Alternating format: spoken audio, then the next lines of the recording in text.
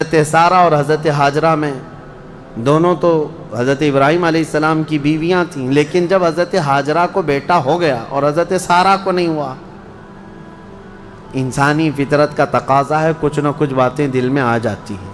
تو اللہ کا حکم ہوا، اے ابراہیم تم اپنی بیوی ہاجرہ اور اپنے بیٹے اسماعیل کو لے اور مکہ مکرمہ چلے جاؤ۔ مکہ میں کوئی آبادی نہیں تھی، یہ حضرت ابراہیم علیہ السلام فلسطین میں رہتے تھے، اس وقت مصر تھا۔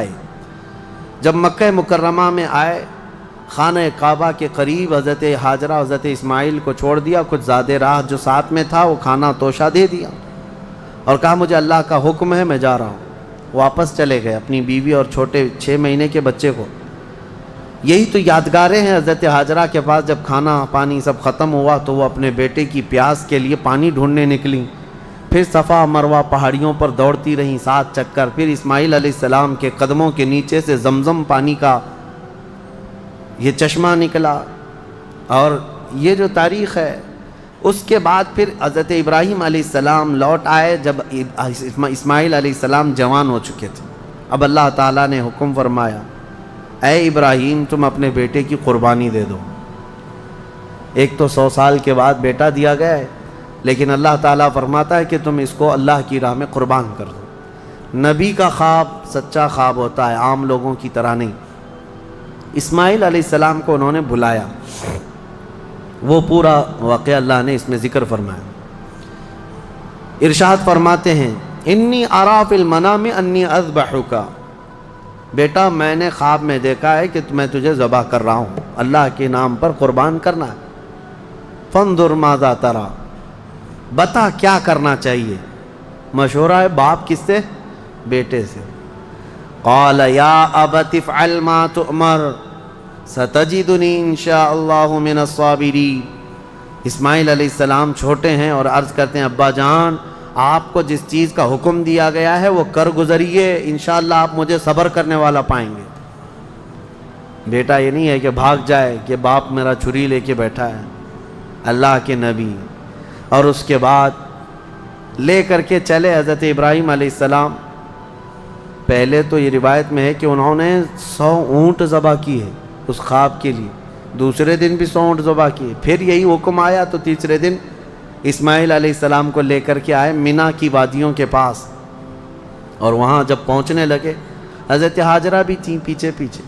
ابلیس آیا، شیطان آیا، ابراہیم علیہ السلام سے کہنے لگا، اتنے سالوں بعد تو بیٹا ہوا اور تم ذبح کرنے لے جا رہے ہو، تمہیں ہو سکتا ہے وہم ہو، چھوڑ دو اس کو، پھر تمہیں بچہ نہیں ہو سکتا۔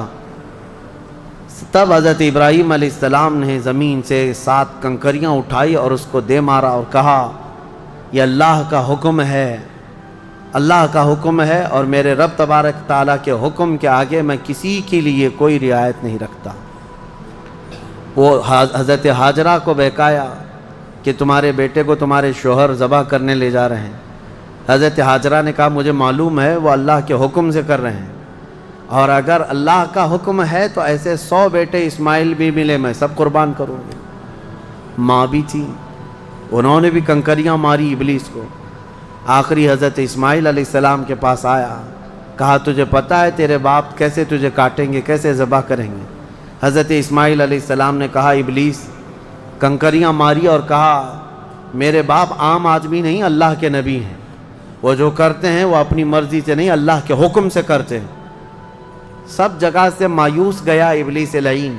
آج بھی وہاں 3 پتھروں کو جو حاجی کنکریاں مارتے ہیں وہ انہی بزرگوں کی نشانی ہے، انہی 3 بزرگوں کی نشانی ہے۔ اب جب لٹایا حضرت ابراہیم علیہ السلام نے تو کس طریقے سے اسماعیل علیہ السلام خود عرض کرتے ہیں کہ ابا جان اپنی آنکھوں پر پٹی ڈال لیجیے آپ، کہ مجھے کاٹتے ہوئے دیکھ کر، خون دیکھ کر باپ کی محبت غالب نہ آ جائے اور کہیں اب اللہ کے حکم کے خلاف نہ ہو جائے، آپ چھری روک لیں، آپ آنکھوں پہ پٹی ڈال لیں اور میرے ہاتھ پیر کو رسی سے باندھ دیں کہ میں تڑپتا نہ دیکھیں آپ۔ ایسے ہی ہوا، حضرت ابراہیم علیہ السلام نے پٹی ڈال لی آنکھ پر اور ان کے ہاتھ پیر باندھ دیے گئے۔ یہ ذبح کرنے کا وقت ہے۔ بھلا کیا رب تبارک و تعالیٰ بھی کسی کے عزیز کو ذبح کرنے کا حکم اس طرح دے گا؟ یہ تو امتحان تھا، امتحان تھا۔ حضرت ابراہیم علیہ السلام گردن پر چھری رکھتے ہیں لیکن وہ چھری چلتی نہیں، بڑی تیز چھری لائی تھی انہوں نے، چھری نہیں چلتی۔ روایات میں ملتا ہے کہ حضرت ابراہیم علیہ السلام نے اس چھری کو پتھر پر یوں مارا تو پتھر 2 ٹکڑے ہو گئے، کٹ کے 2 ٹکڑے ہو گیا، لیکن گلا نرم و نازک اس چھری سے نہیں کٹتا تھا۔ ایک بات یاد رکھو مسلمانوں، ہمیشہ چھری کی تاثیر ہے کاٹنا، آگ کی تاثیر ہے جلانا، لیکن ہمیشہ ایک بات یاد رکھیں، چھری کاٹے گی بھی، آگ جلائے گی بھی اس وقت جب اللہ کی مرضی ہوگی۔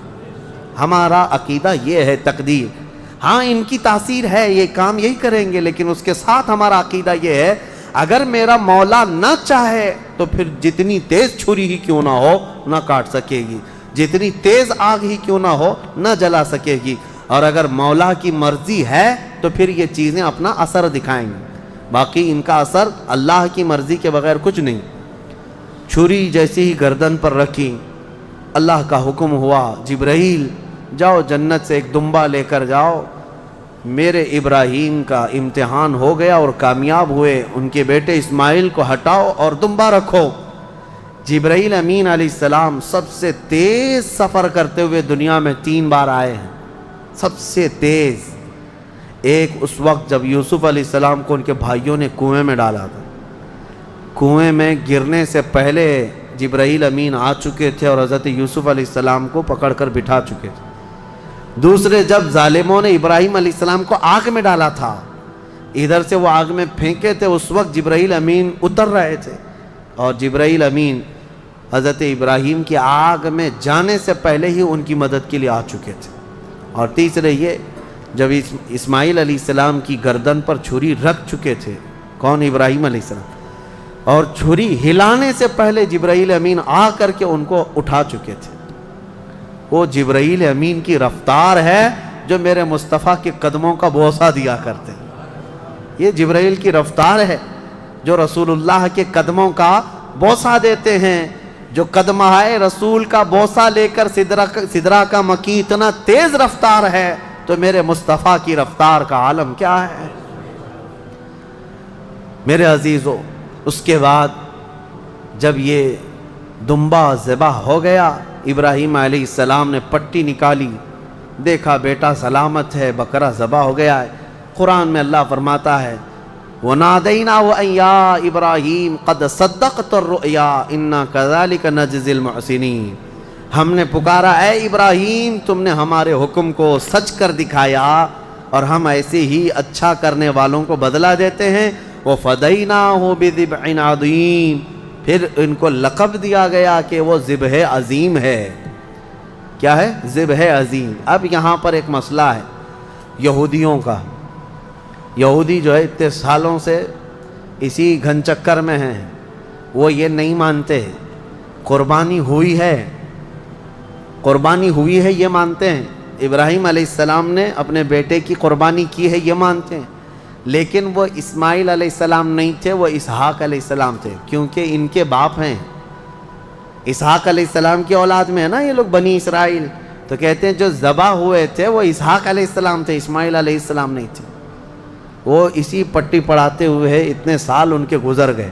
میں ایک آیت پڑھتا ہوں جس سے پتہ چلے گا آپ کو کہ حضرت اسماعیل علیہ السلام حضرت ابراہیم کے بڑے بیٹے تھے، پہلے وہی تھے، اور جو پہلا بیٹا تھا اسی کی قربانی ہوئی ہے، یہ بات پکی ہے۔ جیسے کہ حضرت ابراہیم علیہ السلام کی یہ دعا قرآن میں الحمدللہ الذی وہب لی علی الکبر اسماعیل و اسحاق، تمام تعریفیں اس اللہ کے لیے جس نے بڑھاپے میں مجھے اسماعیل دیا اور اسحاق دیا، یعنی حضرت سارہ سے پھر حضرت اسحاق بھی پیدا ہو گئے بعد میں، لیکن پہلے کون پیدا ہوئے؟ حضرت اسماعیل۔ اب دوسری بات یہ بھی ہے کہ حضرت سارہ کو بیٹا نہیں تھا، تبھی تو حضرت ہاجرہ سے نکاح ہوا اور بیٹا ہوا، اس کے بعد پھر حضرت ابراہیم مکہ چھوڑ کر کیا یہ سارے معاملات کیوں ہوئے؟ اس لیے کہ حضرت سارہ سے کوئی اولاد نہیں تھی، ہاں بعد میں حضرت سارہ سے حضرت اسحاق علیہ السلام پیدا ہوئے۔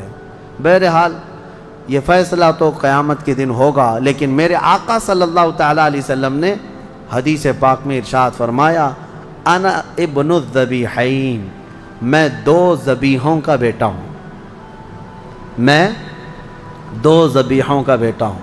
یہ کیا مطلب ہے اس حدیث کا؟ حضور پاک صلی اللہ تعالیٰ علیہ وسلم کے والد حضرت عبداللہ جو حضور کی ولادت سے پہلے انتقال کر چکے، بچپن میں یہ اتنے بیمار ہوئے تھے کہ حضرت عبد المطلب حضور صلی اللہ علیہ وسلم کے دادا، انہوں نے یہ خانہ کعبہ میں یہ نذر کر لیا تھا کہ میں اپنے اس بیٹے کے قربانی دوں گا۔ کس کی؟ حضور صلی اللہ علیہ وسلم کے باپ حضرت عبداللہ کی۔ پھر جب ان کی طبیعت صحیح ہو گئی تو حضرت عبد المطلب نے 100 اونٹ ذبح کیے تھے، جان ذبح نہیں کی جاتی، قربانی کے بدلے 100 اونٹ ذبح کیے تھے۔ اسی طرح حضرت اسماعیل علیہ السلام کے بدلے میں بھی حضرت ابراہیم علیہ السلام نے کیا کیا تھا؟ 100 اونٹ ذبح کیے تھے۔ تو حضور فرماتے ہیں میرے باپ بھی ذبیح ہیں، میرے دادا اسماعیل بھی ذبیح ہیں۔ تو ذبیح کا لفظ کس کے لیے آیا ہے؟ اسماعیل علیہ السلام کے لیے آیا ہے۔ لہذا دنیا جو بھونکتی ہے بھونکنے دو، میرے مصطفیٰ نے فرمایا ذبح عظیم اسماعیل علیہ السلام ہی تھے، اسماعیل علیہ السلام ہی تھے۔ اللہ کریم ان واقعات سے ہمیں درس کی توفیق عطا فرمائے۔ وہاں پر حضرت اسماعیل علیہ السلام کی ان آداب کو دیکھ کر شاعر نے بہت اچھے انداز میں کہا ہے کہ یہ مکتب کی کرامت تھی کہ فیضان نبوت تھا، سکھائے کس نے اسماعیل کو آداب فرزندی۔ حضرت اسماعیل علیہ السلام نے چوں چرا تک نہیں کہا تھا کہ کیوں لے جا رہے ہیں، کیا کرنا ہے، کچھ نہیں۔ وہ گھر کی تربیت تھی حضرت ابراہیم علیہ السلام کی۔ اتنا ہی نہیں، یہ دونوں نبیوں کے ساتھ بڑی آزمائشیں ہوئی ہیں، بہت سارے امتحانات ہوئے ہیں، ان کو وطن چھوڑنا پڑا ہے، ان کو آگ میں ڈالا گیا ہے، ان کی اولاد کی قربانی بھی ہوئی ہے، اور اس کے علاوہ حضرت اسماعیل علیہ السلام کی جب شادی ہوئی تب بھی ایک بڑی آزمائش ہوئی ہے۔ وہ کسی اور موقع پر عرض کروں گا کہ شادی کر کے جس عورت کے ساتھ رہ رہے تھے حضرت اسماعیل علیہ السلام، وہ بھی ایک قربانی ہے۔ ابھی اس ٹاپک سے ریلیٹڈ نہیں ہے، انشاءاللہ العزیز پھر کبھی عرض کرتا ہوں، لیکن ان دونوں نبیوں کی زندگیاں بڑی قربانیوں سے گزری ہیں، بڑی قربانیوں سے، لیکن ہر چیز میں یہ ثابت قدم رہے۔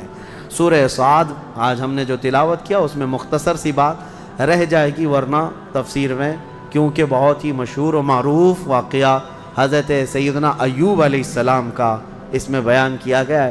حضرت ایوب علیہ السلام کا نام بہت سارے لوگ اس طرح لیتے ہیں، حضرت صبر ایوب، کیونکہ صبر کا لفظ جو ہے حضرت ایوب علیہ السلام کے ساتھ ایسا جڑا ہوا ہے کہ سب سے زیادہ صبر کرنے والوں میں ان کا نام آتا ہے، لیکن میرے مصطفیٰ کریم صلی اللہ علیہ وسلم سے زیادہ نہیں۔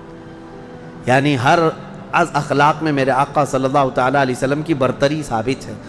حضرت ایوب علیہ السلام کی آزمائش ہوئی تھی، ان کی بیویاں بھی بہت تھیں، بچے بھی بہت تھے، مال بھی بہت تھا، وہ ہمیشہ عبادت میں رہتے تھے۔ اللہ تعالیٰ نے ایک بار آندھیوں کے ذریعے سے ان کے باغیچے ختم فرما دیے، ان کے جانور ختم ہو گئے، ان کی بیویاں ایک کے بعد دیگر مر گئیں، انتقال کیں، اور ان کی اولاد بھی دھیرے دھیرے سب انتقال کر گئے۔ اور اس کے بعد وہ خود بیمار ہوئے، اتنے بیمار کہ ان کے جسم کے گوشت کے حصے کٹ کٹ کے گرتے تھے، بستر پر سو جائیں تو چمڑی بستر پر لگ جاتی تھی۔ اور اس کے بعد ایک بیوی ان کی بی بی رحمت، حضرت جمیلہ بھی ان کو کہا گیا بی بی رحمت، ان کے علاوہ کوئی ساتھ میں نہ تھا۔ وہ وقت بھی آیا جب ان کی زبان بھی کٹ گئی تھی جس سے وہ ذکر کرتے تھے، زبان کٹ گئی حضرت ایوب علیہ السلام کی۔ تب انہوں نے ایک عرض کیا تھا اللہ کی بارگاہ میں، ربی انی مسنی الضر وانت ارحم الراحمین۔ یہ ایوب علیہ السلام کی دعا ہے، اے اللہ مجھے تکلیف پہنچی ہے لیکن تو ارحم الراحمین ہے۔ اللہ فرماتا ہے اس کے بعد ہوا کیا سنو۔ ایک اور چیز ہوئی تھی، حضرت بی بی رحمت بازار گئی تھیں، علاج ڈھونڈتے ہی رہتی تھی روزانہ، وہ بڑی وفادار خاتون تھی، وفا شعار اپنے شوہر کی۔ بازار میں ایک حکیم صاحب دوا بیچ رہے تھے، میرے پاس ہر بیماری کی دوا ہے، یہ چلی گئیں، کہا کہ میرے شوہر ایسے ایسے بیمار ہیں، ان کی تکلیف فلاں فلاں ہے۔ وہ حکیم صاحب نے کہا میں تو چٹکی میں حل کر دوں گا، آسانی سے تمہارے شوہر صحیح ہو جائیں گے۔ کہا کیا کرنا ہوگا؟ کہا صحیح ہو جانے کے بعد مجھے ایک سجدہ کرنا ہوگا، اور کچھ بھی نہیں۔ وہ ابلیس لعین تھا، خواتین عورتیں یہ بڑی بھاوک ہوتی ہیں، جذباتی ہوتی ہیں، ان کو اپنی فیملی سے لگاؤ ایسا ہوتا ہے، اسی لیے آج باباؤں کے چکر بھی سب سے زیادہ عورتیں ہی لگاتی ہیں۔ صحیح میں کہہ رہا ہوں کہ عورتیں جانا بند کر دیں تو باباؤں کی دکانیں بند ہو جائیں، نہیں چلیں گی دکانیں، کیونکہ اور ایڈورٹائز بھی میں دیکھتا ہوں بابا لوگ دوسرے کسی عمل کا ایڈورٹائز کرتے ہی نہیں، پیپر میں بھی ایڈورٹائز آتا ہے تو سب سے زیادہ یہی ہے کہ مرد کو مٹھی میں کیسے رکھنا ہے۔ یہ اٹریکٹیو عمل ہے، کیونکہ ہر عورت آئے گی اور ہر عورت کو یہ چاہیے کہ شوہر میرا مٹھی میں رہے۔